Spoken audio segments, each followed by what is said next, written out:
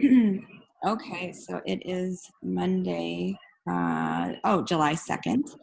And this is our first Team Awesome book club for the summer. We thought we would try this for June, July, and August and see how everybody likes doing a book club together. And then we can revisit it and decide if we want to keep going through the fall and winter. But a lot of the reason why I wanted to do the book club, it was kind of for two reasons. One is just to kind of have that sense of community with everybody, with, all of us being in different parts of the country-ish. We don't get to actually get together in person very often. So, and with different schedules too, it's just hard even if you are in the same town. So this is a way that we can pop on and people can kind of be, in their own space, hop on for 45 minutes and hopefully we can get together, and see each other's faces a little bit more often. And then also I just thought the other side of it is just, always having kind of filling yourself with that personal growth from these different awesome books that we'll read. So thanks for participating. And like I said, if you didn't read the book, no problem. We'll just give you a quick fun overview of the book. And if you're intrigued, you could always go back and read it. But anyhow, that's where we're at. So I actually just kind of found some discussion notes online about this book. So the book we read was Girl, Wash Your Face, which is a super awesome book by Rachel Hollis. And I'll just read this little paragraph this gal had put together for her book club that she did. It just says, before we get too far into our discussion of these chapters, I want to let you know that I'm so glad we're doing this together. Depending on where we are in our own journeys, some of these chapters will be revelations, eye-opening moments to reveal lies that we didn't realize we'd started to believe. Some of these chapters will be what we're in the middle of right now, and we'll be able to appreciate the hope and guidance that Rachel shares. And some of these chapters will be reminders to celebrate how far we've come. So for those of you who didn't read the book, each of the chapters in the book will identify one specific lie that Rachel used to believe, followed by parts of her own story and several very specific and actionable items for us to try if this is a lie we need to remove from our lives. So this book is really about growing personally, and I think by doing that, it will also definitely help our business, and so I feel like that's how we can definitely relate this to our Wild Tree journey as well. So what I was thinking would be fun is for those of you who did read the book, maybe we could just start with what your number one takeaway was from the book. So let me see. Jennifer, did you read the book? No. Okay. So I think Molly and I are the only two, and I actually listened to the book, and then I ended up buying the book after listening to it because I wanted to be able to refer back to things. I just thought there was so many good little nuggets. So Molly, what was your number one takeaway? Or how about even a few top three things? Because since we're the only ones who read the book. Top three things. Well, it was really entertaining for me, just because I don't know, to see kind of I had not had a very what do you call it? She had such a bad childhood, she talked about, and a crazy relationship with her husband and stuff. So that was really interesting to read about and how she overcame some of those things. Mm-hmm. And but one of the things I really loved was actually the last chapter, being your own hero. And I posted this, I think, the other day. I was oh my God, it's so true. I don't even know where it's right now. Oh yeah. You need to prove yourself that you can do it. You need to prove to yourself that you're capable of anything you set your mind to. You have the power. And I was oh my gosh, that's totally what I need to hear. Believe in myself. My God-given strength to believe in myself, to do that. And it's kind of funny because my husband started reading this because he was asking me about it. He's how do you like that book? I'm oh, I liked it a lot. So he started reading a bunch of them and asking me about it. And I kind of liked it because I was we were talking about it last night. And I was I kind of like it because we as women kind of internalize the bad things about ourselves. And sometimes we just have a hard time opening up and I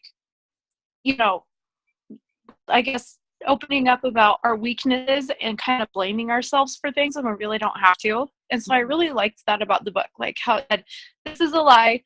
This is, it's really not true. You're not a terrible housewife or a terrible person or a terrible, you know what I mean?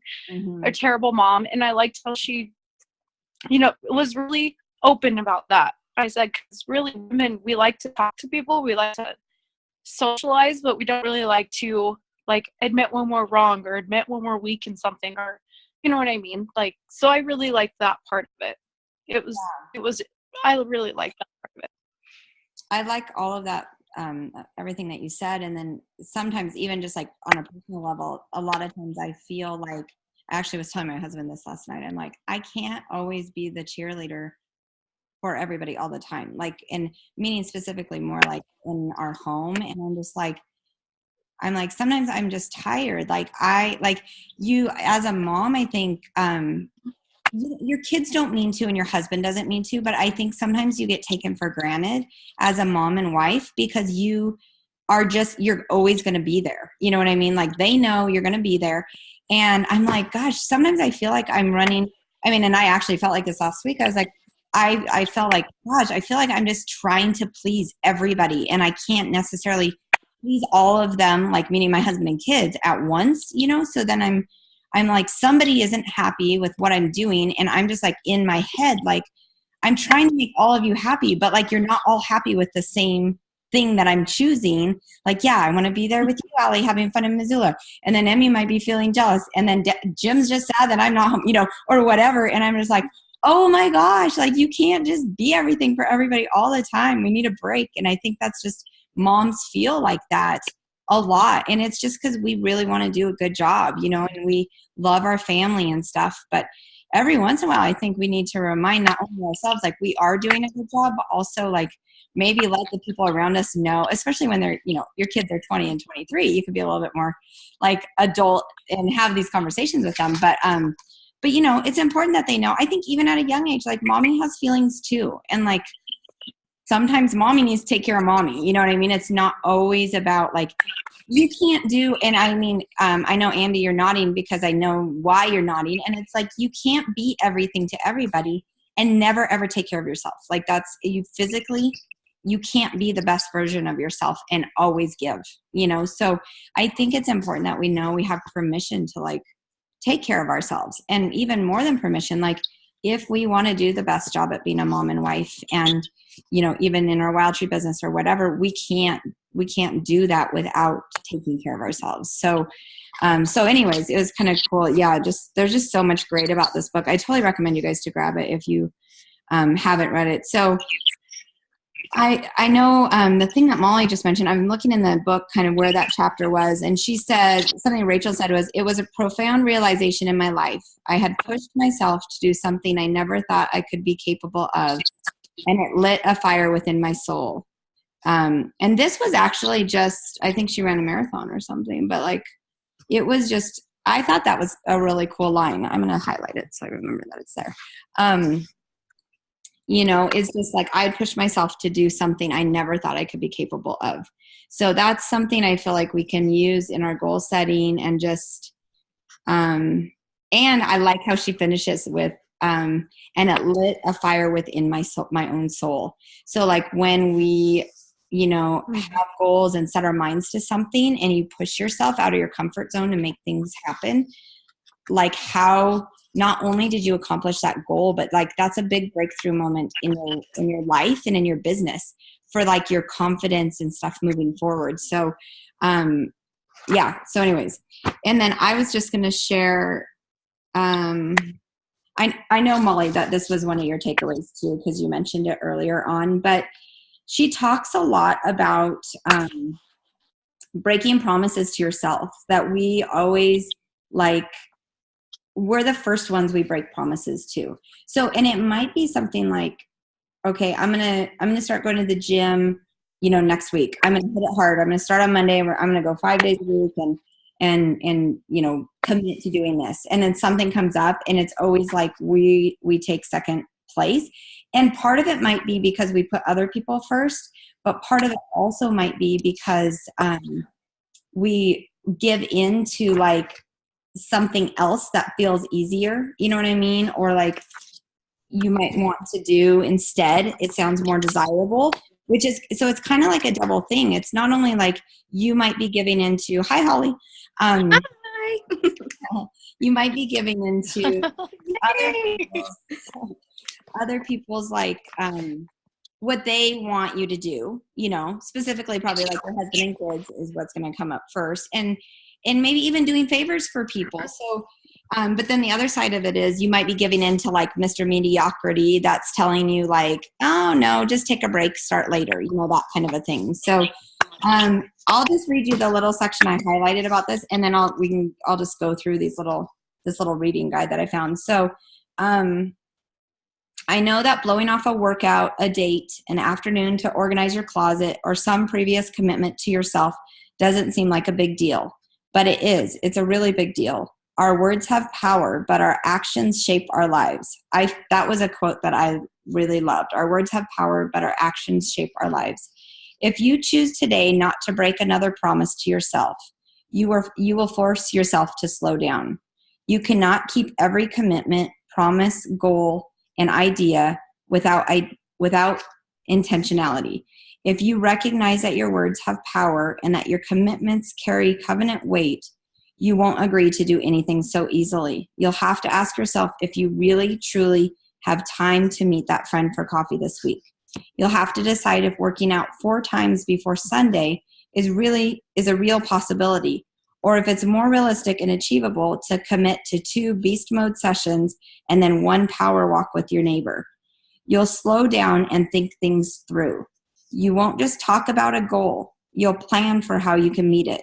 You'll set a goal and surprise yourself when you achieve it. You'll teach yourself a new way to behave and set a standard for the type of person you truly are, not the one you've dreamed about becoming, but who you practice being every single day. I thought that was huge. I'm like, so one thing that came to mind with that is just, I don't know. Okay, so raise your hand if you guys tend to say yes to more things than you really want to say yes to, and end up like saying no to yourself on things that are your personal goals and things that you're working towards. And it's not even personal, meaning selfish. It's like goals that are important to you, which ultimately are probably important to your family. You know what I mean? So here we're like saying yes to volunteering for something at school, or you know what I mean? Like all these extra things, because it makes us feel like we're a better person, or we don't want to disappoint people. Or, I mean, I feel like I was like the over volunteer of the world when my kids were in school, and it made me feel like I was a really good mom. But maybe there's other things that I wasn't as good at because I was over volunteering so much. You know what I mean? And maybe when I was stressing out about having like the best party any mom could throw at school, my kids maybe they did like the parties, side note, but they might have really wanted me to like just sit down and hang out with them and not be worried about all these details that aren't really that important at the end of the day or the year or life or whatever. So I just feel like that's important to remember that when you're, and I said this, I think on the Facebook Live video or something last week, but when you're saying yes to one thing, you're always saying no to something else. And that's such a simple little phrase to just keep in your mind. And I think too, before we say yes to something, I read this somewhere once. It's like, don't say yes right away, ever. When someone asks you about something, just tell them like, I'll get back to you as soon as I can. So you give yourself permission to like, think about it for a second. And typically I think we'll think about what we have on our plate, what really matters, and then decide to maybe not say yes, to all of those things. Because those goals that you're working towards are going to provide, a lot for yourself and for your family in the future. So not only are you saying no at that moment to work on an activity, and if I'm like bringing this back to Wild Tree a little bit, like if you're saying, yes, I'm going to volunteer to be the chairperson for this event at school, and you're taking on a ton by doing that, then at the same time you're saying no to being able to commit some of that time that you maybe already had sort of blocked out for Wild Tree. So you're saying no to that time and those actions that you were going to do that are going to pile up, that ultimately are going to lead to, am I going to accomplish those goals so that I can have my why? Why am I even doing Wild Tree? Because of these things these goals I have for our family for the future, or am I going to say no to that thing so I can say yes to what my why is for my Wild Tree business for our future? And I'm not saying this to like, I don't necessarily want this to all be about Wild Tree at all, but it's just about, it's about that big why, you know, and why are you even doing this? And just all those yeses that you're saying to other things are going to add up to saying no to things that ultimately are going to be a bummer in 5 years from now if you look back and you wish you wouldn't have done that, you know. So hopefully that all makes sense. I feel like that was a little bit scattered, but I don't know. I just think it's a mom thing to overcommit and put way too much on our plates. So, okay. Does anybody want to chime into that? Because I don't need to be giving a speech. This is all of our book clubs. Just, do you see where you can unmute, like in your top corner, you can just click unmute. So what do you guys, like, do you find yourself doing that? Do you have something to share? Just anything, because it doesn't matter even if we get to all the chapters of the book. I just think this is a time for us to be able to share with each other. So you guys go ahead. Like, anybody want to share anything having to do with that? No pressure either.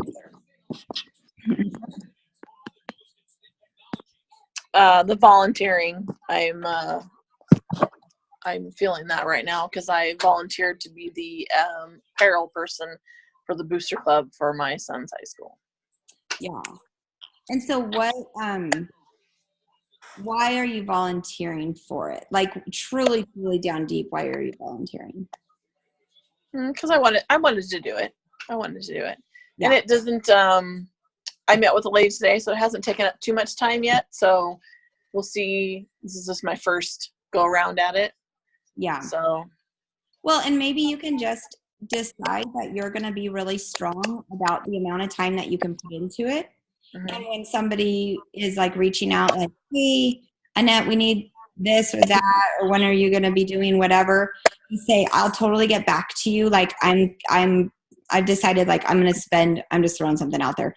You know, Wednesday afternoons is when I'm going to work on Booster Club stuff. So I will completely like make a note of that, and I'll get back to you on Wednesday afternoon with that information. That way it's, you're controlling that situation instead of it controlling you, because ultimately, like, you're going to feel resentful towards the process. If you're stressed about it, you feel like you're constantly answering people's questions and doing this and that, and then you're never getting to what you need to get to for yourself, your family, your business, whatever you have going on. You know what I mean? Mm-hmm. Yeah. Because my calendar is very full. So. Yeah. Sports. All the more reason you just have to, like. As you can see behind me, calendars. Yeah, that's really cute and organized. So. Does anybody else want to like comment or have anything that comes to mind?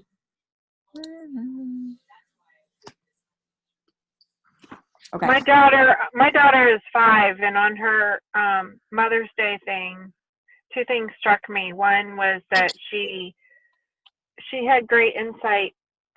She said one thing that she's thankful for is that her mom goes to work to provide what she needs or what the family needs. But what she listed on what she likes to do most, what she loves to do most with her mom, with me, is to spend time with me. And so what that tells me is that that's the most important thing, like one-on-one time, or, you know, just like going around the block or taking her to the park or something, at least for a few minutes, you know, for a little bit of the day, is probably more important than like volunteering in her classroom or doing something that might seem important to like her class or a group or something like that, you know. And when I have that limited time, I have to make sure that that I'm not stretching myself too thin, because it's easy to do. Yeah, exactly. So like that's a perfect example of, if you said yes to volunteering for something, you might be saying no to the ability. I mean, we all only have 24 hours in the day. And some of us, like Jennifer, are spread a little bit thinner because she's working, 24-hour shifts at the hospital. So, and we're all busy. I'm not discounting the fact that like all of us are busy, whether you're a doctor, you're a stay-at-home mom, you're working full-time or part-time, like we're all busy in our own ways. And exactly, like you say yes to volunteering for something, you might be saying no to being able to go for a walk in the park with your daughter and what's really more important to them at the end of the day. Because we have to make choices. Like I have FOMO to the 1 millionth degree, you guys. I don't miss out on anything. But ultimately you can't do it all, like period. We're going to miss out on some things, so we have to pick and choose. Does anybody else want to comment or have a thought or experience they want to share? Okay. So I'm going to like a few of these chapters, I'll kind of like brush over because I don't know that we necessarily need to talk about them all. You'll know what I'm talking about when I get to them. Not that they're bad to talk about, but I was just trying to pick some of the things that pertain to all of us, especially since this is like a Wild Tree Book Club kind of thing. So, okay. So Molly's laughing because she read the book. Okay. So chapter 1, The Lie, was something. It was such a good chapter. Yeah, I'll just put it out there now. Everybody's curious. So it's chapter. Where is it? This gal didn't even talk about it in her book club. Okay, chapter 7, The Lie. I'm bad at sex. So that's the one that you guys should read it though. It's actually really enlightening. I have to say something about it though. Okay. You're gonna wait till we. I thought it was really enlightening, and okay, just wait till you get to it then. Sorry, I was just gonna say one thing, but I didn't think you were gonna go over it. Never mind. Just say it now because we might not even get that far. Yeah, Sarah. Are you breaking up? Okay. I think your phone is freezing, Molly. Now you're leaving us all hanging on this sex chapter that we're curious about. I don't know. You're frozen, Molly. Yeah. I don't know what's going on with her phone. Okay. I'll keep going. When she unfreezes, we can let her tell us what we're all dying to hear. Okay, so chapter 1, The Lie, Something Else Will Make Us Happy. I bet she's going off and coming back on. Okay, so are you back, Molly? Yeah, I'm sorry. I'm in a bad spot in my house. Yeah, you've been kind of in and out the whole time. Okay, I'm going to just go with this one, and then we'll get to that other chapter in a second. Okay. So something else to make us happy. The takeaway that this gal says is, this is something I think we have to fight daily, especially when we have so many bossy voices all around us shouting for attention and making us feel like we're constantly missing out. So on page 7, Rachel writes, you must choose to be happy, grateful, and fulfilled. If you make that choice every single day, regardless of where you are or what's happening, you will be happy. So, and then she says, is that something you've experienced? So the discussion question is, which of Rachel's top 3 tips at the end of this chapter were most helpful to you? How will today look different because you're choosing to try one of them? So I'll just tell you what the tips were. Let's see here. Okay. Oh, we were just talking about some of this. Okay, number 1, her tip, I stopped comparing myself. So you guys have probably heard this before. Comparison is the death of joy. And the only person you need to be better than is the one you were yesterday.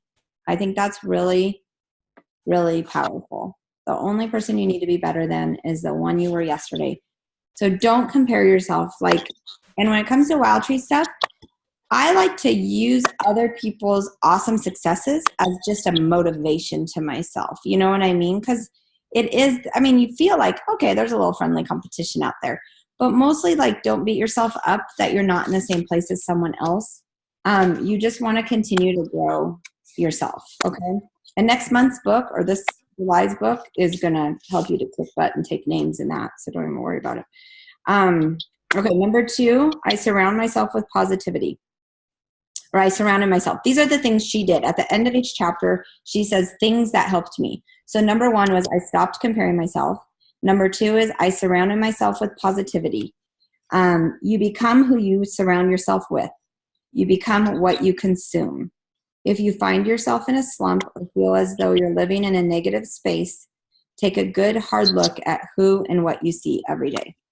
So pretty eye-opening. Number 3, I figured out what makes me happy and I do those things. So it says, you should spend more time doing things that feed your spirit. More long walks with your dog, for an example. Less volunteering for things you feel obligated to do, but actually hate. You are in charge of your own life. You're in charge of your own life, sister, and there's not one thing in it that you're not allowing to be there. That also is really eye-opening. There's not one thing in your life that you're not allowing to be there. So it's our own responsibility, really. If you're not happy with the situation, at that point, once you've realized it, okay, then you have to figure out how to deal with it. Believe me, I'm talking to myself this whole time, you guys. I'm not talking to you. I mean, I'm talking to all, just putting it out there. But like every time I read them and stuff, I'm like, oh my gosh. So, does anybody have any comments about that? That's kind of what we were talking about a little bit. But Molly, anything from that chapter that pops out? Yeah, I mean, she kind of just says it all, like, stop comparing yourself to others makes just a huge difference, like with everything you can do. Because I found when I stopped comparing myself to other people, like for example, when Dan and I were first married, really young, like I was 21, he was 20, we were going to this moms group, you know, the moms of preschoolers group. Mm-hmm. And all these other women were like telling me stories about what their husbands are doing and what they did in their house. And I was like, found it put more strife being Dan and like made me feel like a terrible mom or like, oh my gosh, I'm totally failing at this. Like I should be doing this. So I had this going.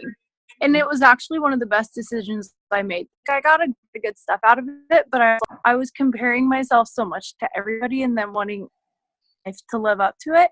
Mm-hmm. So that really kind of struck with me. And like it changed, like that kind of changed my life when I stopped comparing myself to other people. Because you know, we all have our insecurities, and I just was like, okay, I just got to get over it. Like, get over your over your damn self. Seriously. So, and like figuring out what makes me happy, I need to do that a lot more because I'm more like, we got to work, and I try to do stuff that makes me happy. And, like, I enjoy everything I do, but you know, like I enjoy exercising, you know what I mean? But if you ask me what really makes me happy, I'd probably say like going out on hikes and in the woods. Then I'm like, I haven't done that in like over a year. So you know what I mean? That kind of stuff, Mm-hmm. which we all need to do. Like I'm sure everybody here can say, oh, I don't do a lot of what makes me happy. Like, yeah. Anyway, Yeah. that's what kind of stuck out. Awesome. So do any of you guys with those 3, wait a minute. Oh, okay. Do any of you guys find yourself like comparing yourself to other people or even being around negative people? Like I'm just kind of going through the things, the 3 things, or definitely like not making time for yourself to do things that really make you happy. Do you guys have any like thing you want to share having to do with that? Does anybody want to? Okay. So I have a quick question because I'm on the free Zoom. It ends after like 30 minutes. So we have 8 more minutes on the free one. I could do, does anybody have to get off right at whatever time it'll be, 6:45 or whatever? No, sorry, you guys go. We keep going. So I need to leave before 7. I got to go get Wesley from baseball practice. Okay, so you have to pick him up at 7 or you? Yeah, I mean, I could take you with me. You're just going to be moving. Oh yeah, you can do that. People do it all the time. Okay, I want to hold on one sec. Oh, whoa. Oh crap. Are you there, you guys? Yeah. Oh, that's so funny. Okay. I'm just gonna upgrade this account I'm just gonna do this for 1 month for $15.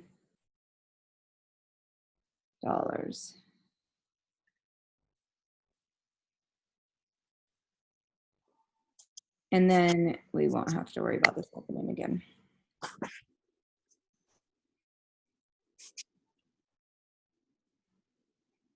Oh, for crying out loud. I just wanted it to be like really fast to do.